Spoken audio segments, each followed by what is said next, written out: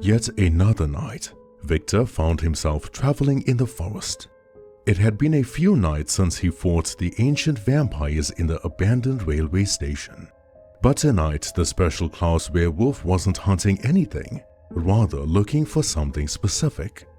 After his futile attempts at analyzing the stone tablet, he did find something worth looking into.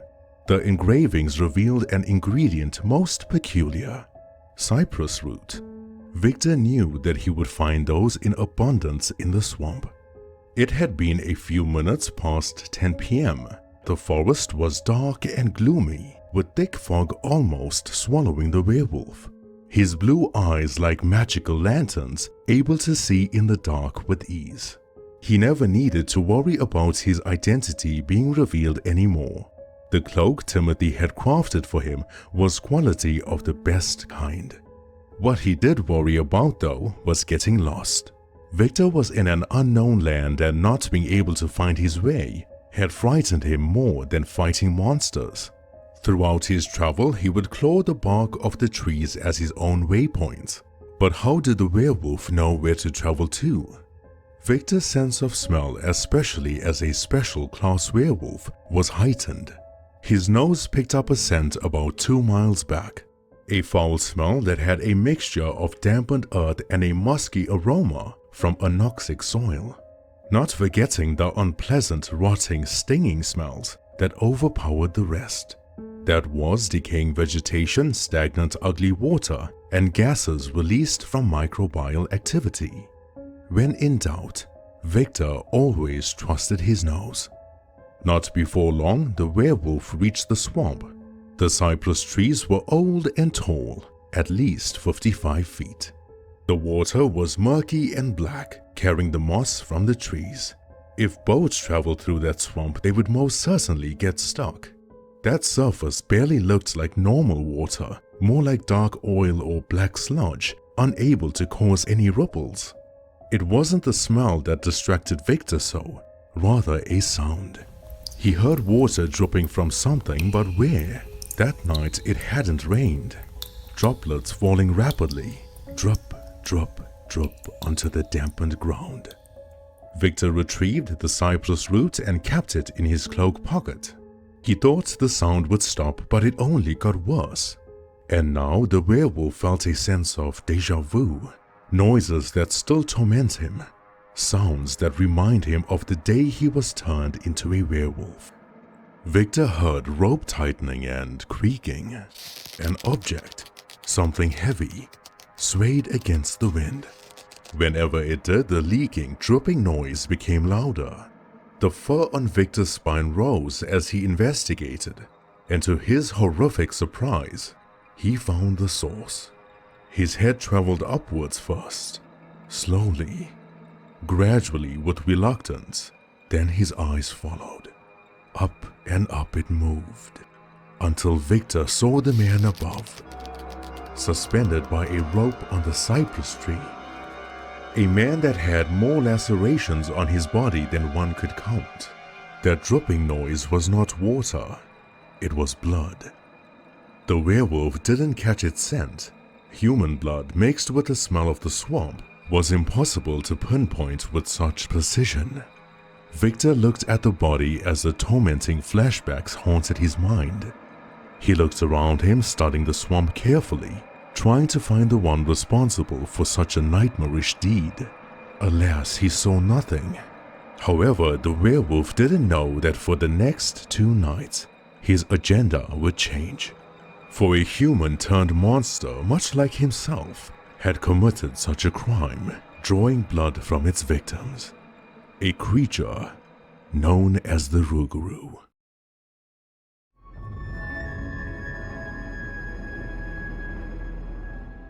With an hour left for sunrise, the village guards had lowered the body from the swamp. Victor, with his black hooded cloak, stood a respectful distance away. No doubt those guards were suspicious of him, but he wasn't alone. Next to him was a village man going by the name Timothy. Timothy was 40 years of age, though none could ever tell. The man looked no older than 20. He was always jovial, laughing, smiling, and extremely kind to the point of being a movie character. Timothy wore a white long-sleeve top with an old brown cloak-like robe over. He had brown hair that touched the lower portions of his ears, curly like broccoli. Timothy held an oil lantern in his hand, which didn't seem to help much from how dense the fog was. However, despite an outstretched arm, his hand was surprisingly still, too steady in fact. Victor looked at Timothy and asked, "Have you ever seen something like this before?" Timothy took a long while to answer and said, No, I have not." He was afraid. Even if his voice showed a hint of fear, his expression did too. Victor placed his large werewolf hand on Timothy's shoulder and said, "Maybe one of the journals in the hunter's cabin has something useful." "But it would take us hours to find something. We have nothing to go on." "Oh, I think we have a lot to go on, my friend." "How so?" "I saw the victim's body. Those lacerations were not random. They were carefully inflicted at positions and locations of the body to draw blood faster and more easily. Severed arteries, sliced veins, whatever did this wanted to bleed out their victim. With that being said, we can rule out vampires along with werewolves, wolves, or any other wild animal for that matter. They wouldn't care if their prey was drained of their blood first. More so, whatever did this didn't devour the victim. Awfully specific and peculiar. I think that's enough to go on, wouldn't you?" Timothy was impressed. At times he would forget Victor wasn't just a werewolf, but a surgeon before that as well. So they made their way back into the woods, traveling towards the hunter's cabin. "I'm impressed. You seem to know your way around the Lance Forest like it's your home." Thank you, friend. I've actually lived in the Sherwood Forest, you know. Back in the day at least. My friends and I built log cabins in this place. Folk called us the Merry Men. Timothy was so excited telling Victor that last bit, but abruptly stopped, as if revealing too much. His demeanor changed and so did his voice, but that was the past. The next thing Timothy knew, he was flat on his back on the cold forest floor. A group of unruly village travelers had bumped into him. Victor walked toward Timothy first, helping him to his feet, then picked up the lantern that rolled away. Victor was about to have a word with the troublemaker, but stopped dead in his tracks. A member of his own group had grabbed the man by the scruff of his neck, pulled him closer and whispered in his ear. Victor assumed they knew about his werewolf identity, but that wasn't the reason for their panic. Despite the urgent whispering, the werewolf heard it loud and clear. "You fool! Don't you know who you've bumped into? Show your respect and apologize to the man right now, unless you want an arrow between your eyes." The troublemaker turned around and looked at Timothy properly. His eyes widened with fear and shame, then said, "Forgive me, Robert, I wasn't thinking." Timothy replied, "Nothing to forgive, my friend. You be well on your way and safe travels on your journey, eh?" As the group of village travelers walked away in the opposite direction, Victor observed Timothy with an apprehensive look. "Why did he call you Robert?" "Oh, that is my first name, one that I no longer go by. It's a time in my life that I wish to forget. Anyway, let's make haste, friend. We cannot afford any more wasted time." An hour or two had passed when Victor and Timothy sat near the hunter's cabin. It was early morning but still dark and gloomy with fog smothering the trees. Timothy had a pot of coffee brewing over the small campfire, while Victor and he sifted through journal upon journal, trying to find something. Alas, Timothy said, I think I found something. Here, have a look-see."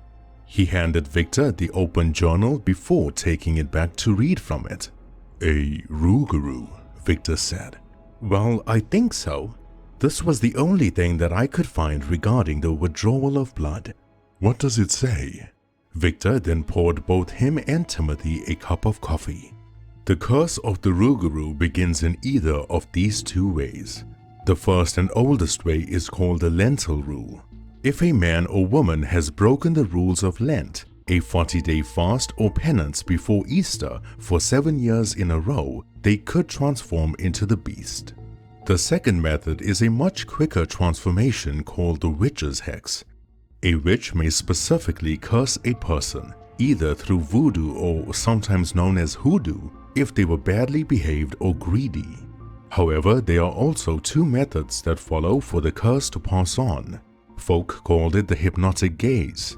The eyes of the Rougarou, a chimera-like beast, is said to be the window of its tortured soul.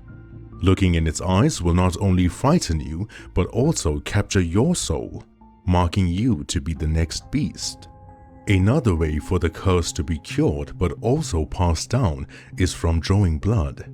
If the Rougarou draws blood from its victim, not necessarily to kill them, then the marking of the beast is carried in their blood like a parasite and its new host. But the curse doesn't end there. It's said to last 101 days, provided in that time the person turned monster does not talk about their transformation. Once the curse is passed on to a new host, the original host would have to further remain silent for exactly a year and a day, or else the curse finds the original or previous host, repeating the 101-day Rougarou transformation. Having chimera traits might sound like the best bet to track the beast. What does that mean? Chimera is when a person's cells or tissues have two sets of DNA.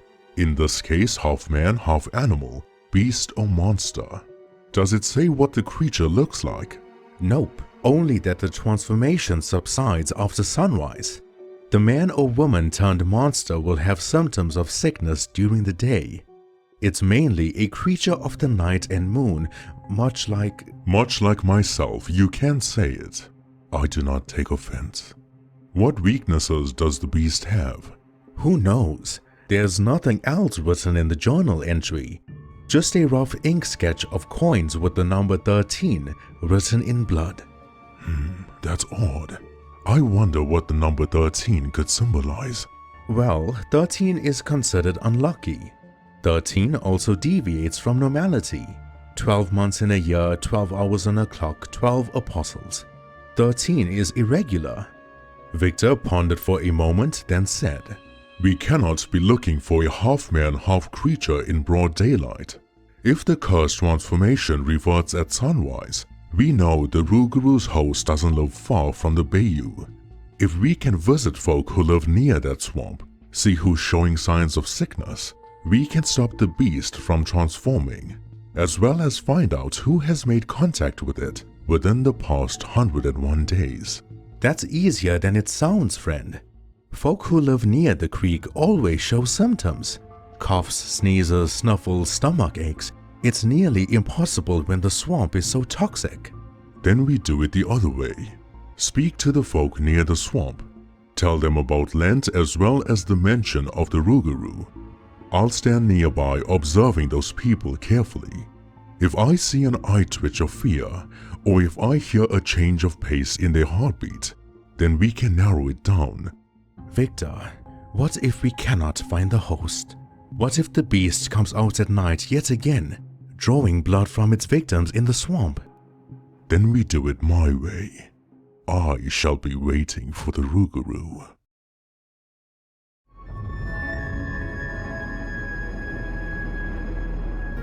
Victor and Timothy reached the town of Lushlan, a small town that felt more peculiar than it looked. Houses were built with stone and steep gables, thatched with dry river seeds to accommodate for rainfall and humidity. There was no foundation per se, rather stilts in the dampened ground covered in moss carrying the small buildings. There were wooden and sometimes stone bridges that formed narrow pathways between houses. When Victor and Timothy walked on the swaying bridges, they looked like two drunken men trying to balance themselves. The folk of Lushlan, however, had no problem. Their center of gravity or equilibrium had been adjusted from a very young age. Timothy was distracted by a group of kids trying out their bows and arrows near the dampened land not too far away. The village man's eyes lit up with joy like a proud father. though he noticed one of the kids kept missing their target, so he pardoned himself from Victor for a quick detour to offer his advice. "Greetings, young man," Timothy said. "Do forgive me for the interruption, but it seems there is something wrong with your bow. May I have a look?" The boy willingly gave Timothy his bow to examine. "Ah, see right here. The wood carving hasn't been crafted properly. You will never hit your target because of the imbalance of the weight when the string is drawn." The boy in an innocent voice said, "The bigger kids gave this to me and said this was the best bow." "Well, that is certainly a cruel trick played upon you, young man. I tell you what, why don't I purchase the bow from you and you get yourself another better one, eh?" So the kid accepted. Timothy bought the bow and arrows for a gold coin. The boy's eyes lit up as he ran to his mother to show her. It was custom in Lashlan for a stranger not to leave empty-handed, especially after spending so much coin. So the boy's mother gave Timothy all the coin she could find, 15 pennies to be exact. Victor and Timothy then split up. The werewolf walked towards the left, hoping the locals would provide him with the information regarding the Rougarou, while Timothy ventured right, just a few meters away from the archery practice towards a fishing shop. The locals passed remarks on Victor's cloak, mentioning it was too humid to be wearing such a garment. Others spoke on his unnatural size, and some said his voice was too deep, like a frog stuck in his throat. Nevertheless, they provided him with some really intriguing gossip. The locals said they know about the victims in the swamp.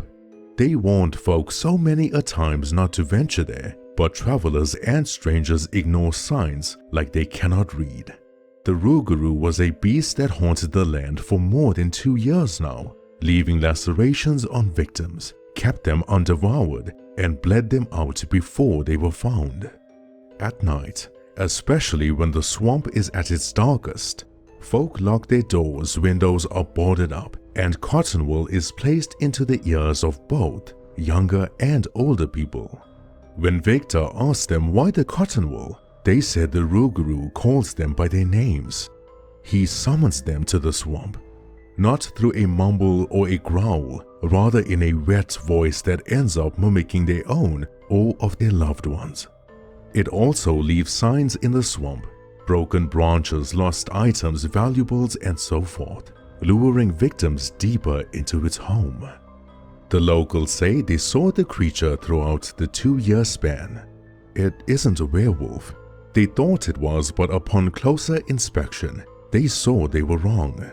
The beast is more of a half-man, half-wolf dog-like being, with patches of black fur that looked matted and wet, glowing red eyes, sharp teeth with visible canines.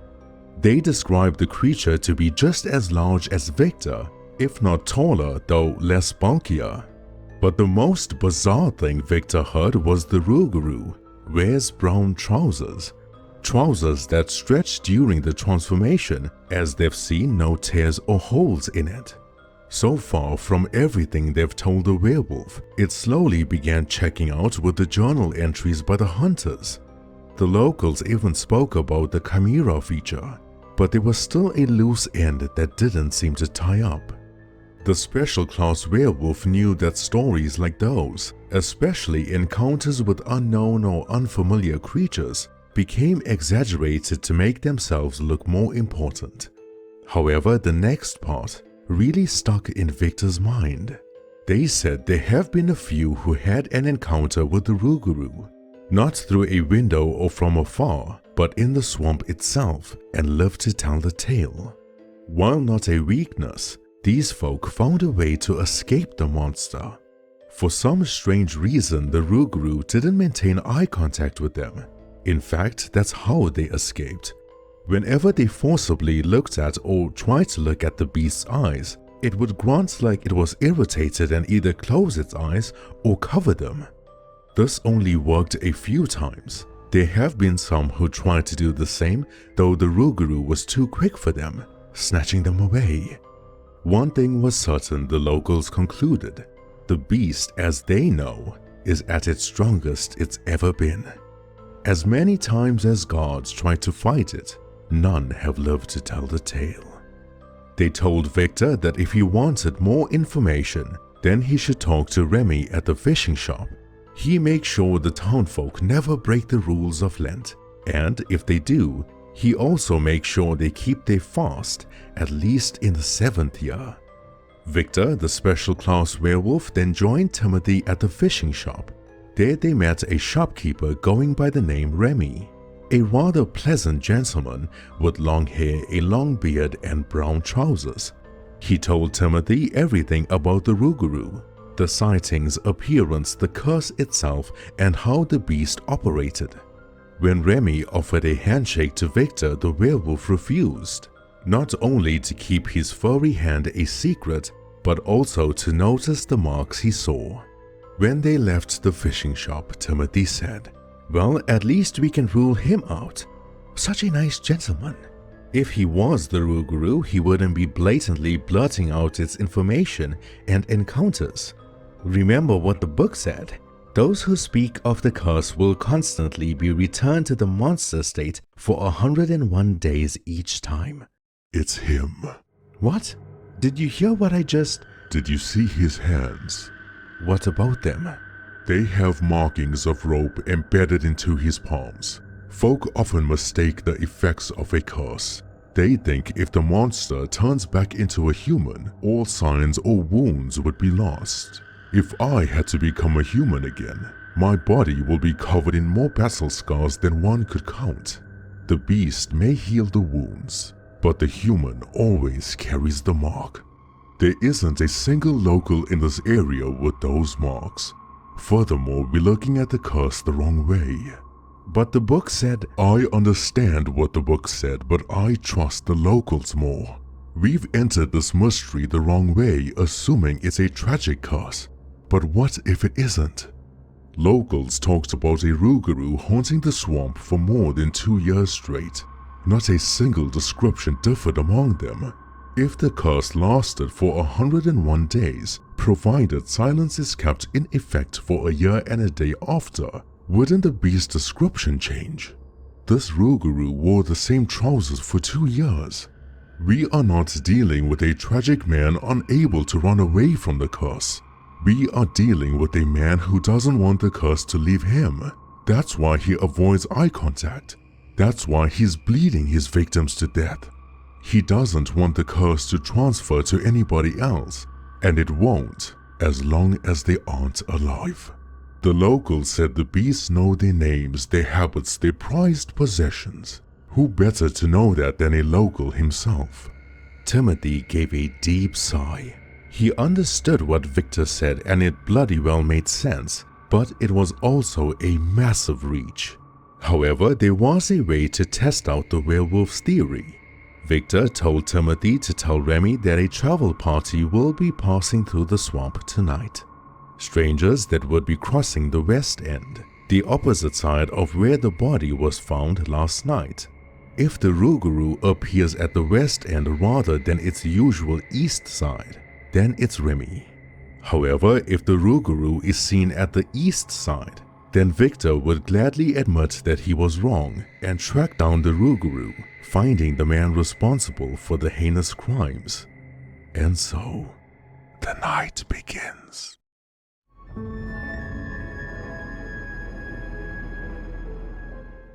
Victor was at the west end of the swamp, the side where the made-up travelers supposed to wander that night, while Timothy, with a dysfunctional bow and a quiver of poorly crafted arrows, was at the east end. For his sake, Victor hoped the Rougarou showed up at his own side.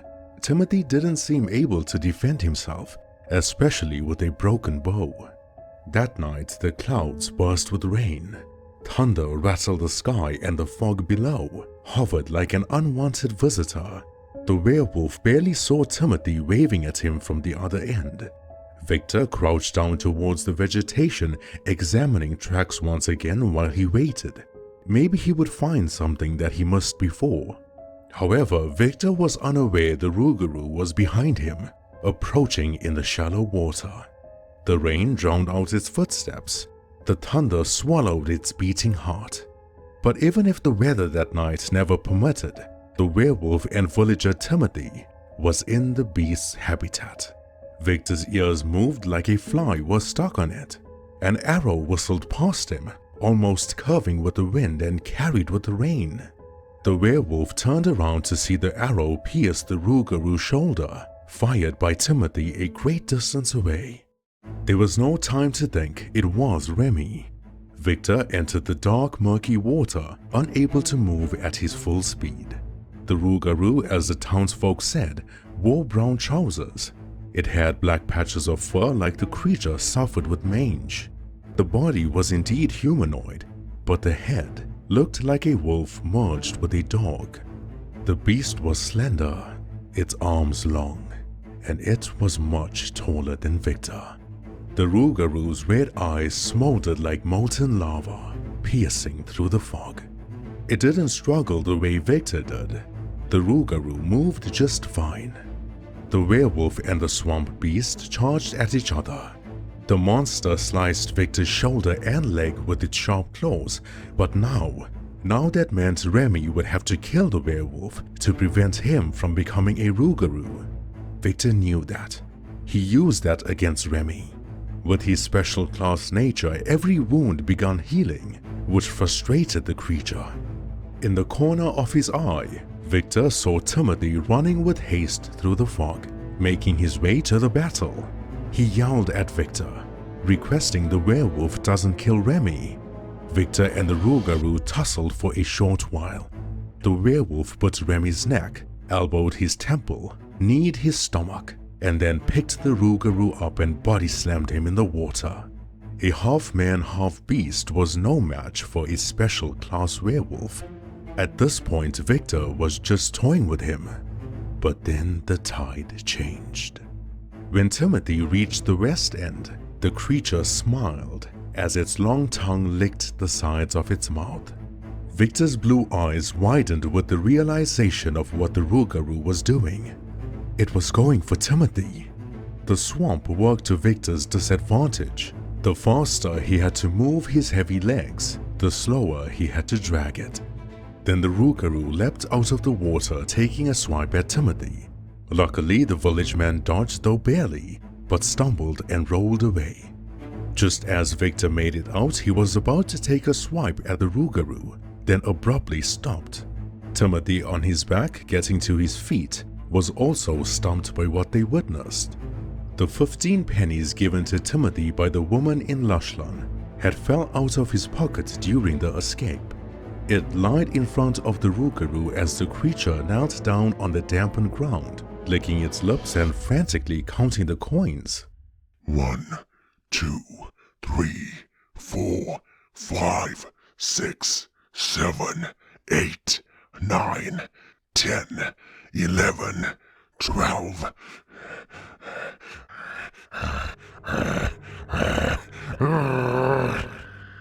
And the creature's frustration grew. It restarted the count, 1 through 12 and no further. Victor and Timothy saw the monster's brain working through its eyes and the movement of its fingers. Since its existence was tied to the old cycle, the 12 hours of night, the number 13, which represents the start of a new unknown cycle or the unlucky margin, is literally beyond its supernatural comprehension. The Rougarou simply cannot see or process a 13th object. However, it also had to do with the compulsive nature of the curse. The curse of the Rougarou isn't just physical, it's a mental fog. When a human transforms, they lose their higher reasoning, but keep a vestige of human curiosity. So the Rougarou is hit with a form of supernatural arithmomania, a compulsive need to count. When it reaches 12 and sees there's still more, but cannot find the word or concept for 13, then it assumes it made a mistake. It doesn't just stop, it restarts. It becomes trapped in a logical loop, desperately trying to solve the puzzle for the 13th coin, right until the sun rises and the light of day breaks the trance.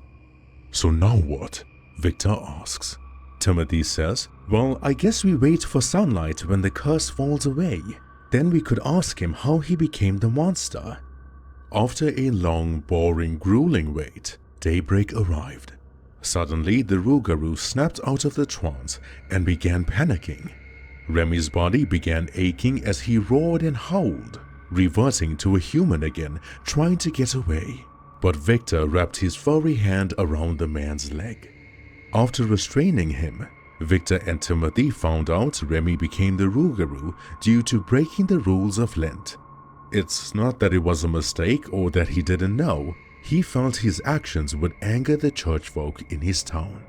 When he realized on how the curse worked, he used it against them, harnessing its power. Rather than falling victim to a tragic transformation, he became the monster of the swamp. In his deluded mind, the massacre in the swamp was to send a message for those who cursed him. This was his way of changing the rules to have a double-edged sword. If he was cursed for breaking the rules of Lent for 7 years in a row, then he wanted to eradicate folk that actually observed the rules of Lent, making it seem like keeping the fast was what got them killed. Timothy heard the guards approaching and told Victor to leave at once. The werewolf didn't have his cloak with him. Before doing so, Remy on his knees told the duo, "You'll have to kill me to break the curse. I'll never stop. I'll never let it leave me. I will talk about it for—" But Victor crushed Remy's jaw and rubbed out his tongue. "I would gut you like a fish and throw you into the water, but my friend wishes to spare your life. Now you cannot tell a single soul about what happened. During the 101 days, the curse will rot alongside you in a cell." Timothy asked, "But what if he purposefully transfers the curse to someone else while he's locked up?" "He won't. Tell the guards to leave 13 coins outside his cell every night." The Rougarou had caused enough terror in the swamp near Lushlan, but Timothy was smart in sparing the man. Those who have lost loved ones in the swamp should see the man responsible for doing so. If Victor killed a monster, not only will all eyes be on the werewolf next, but folk wouldn't fully receive closure. A few hours later, Victor was back in the hunter's cabin. He felt tired and his body ached, but he kept the cypress root on the table. It had been a grueling week so far, trying to get answers from the tablet. But maybe this root served as an ingredient to a portal back home. Nevertheless, Victor crawled into bed and let out a deep sigh.